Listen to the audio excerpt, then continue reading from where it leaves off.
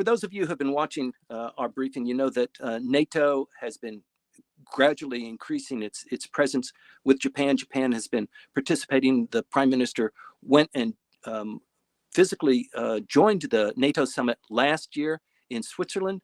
It was the first time for him to sit in the NATO summit. He's invited again this year for July 11th and 12th. And NATO has, well, perhaps the Prime Minister has suggested that NATO open an office in Japan. That's created a lot of controversy here in Japan, also with France. France is opposing that. France probably has veto power to allow Japan to create this this entity in Japan, but I think it's going to happen.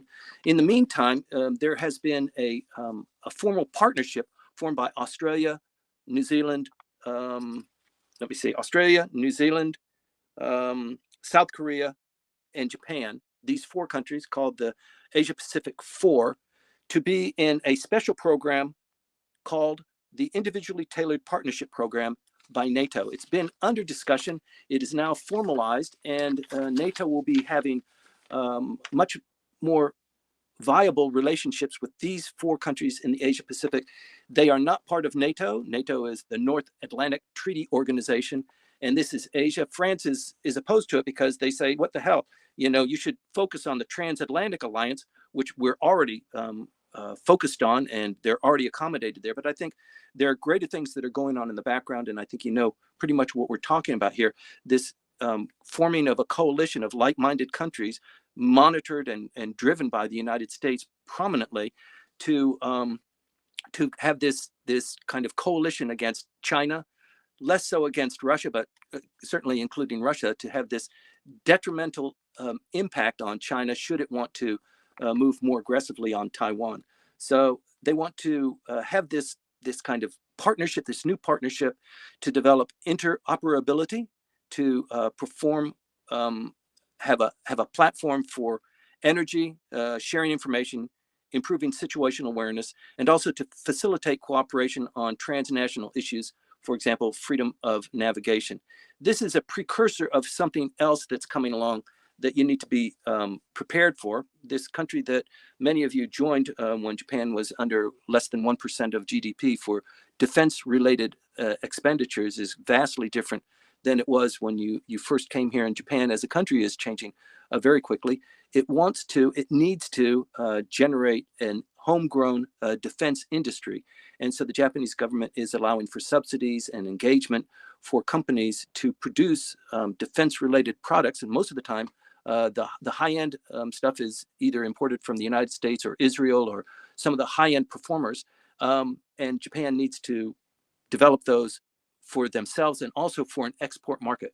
So what comes with this is a revision to the Japanese Constitution, Article 9, that allows for Japan to hold more than just the self-defense forces. It doesn't have an army, it has a self-defense forces. It is not allowed to have offensive capabilities.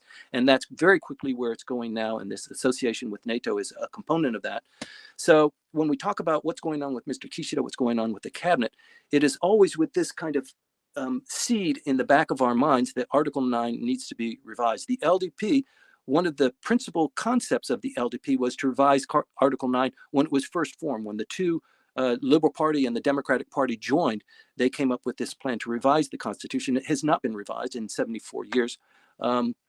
So there is a distinct march forward with that. It's kind of like the frog in the water. It happens gradually. It is a big deal to get this kind of a revision to the Constitution going. As you know, it requires a referendum. It requires 2/3 of the lower house and 2/3 of the upper house. So what goes on in Japanese politics within the factions, the Komeito LDP relationship, which we're going to get into a little bit, is critically important in reaching that level. Once the level is reached, then you can expect and anticipate that there will be a movement to revise Article 9. It's not time right now. The snap election didn't happen, so the LDP is not going to be in a position to move on that in the lower house. They don't have 2/3, even with their coalition partner. So there's much more to be seen there. Let me see.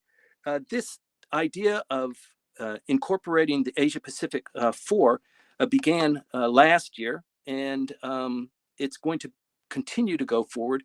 The prime minister is scheduled to visit the Middle East, I believe, in early July. So that's probably maybe not next week, the week after that.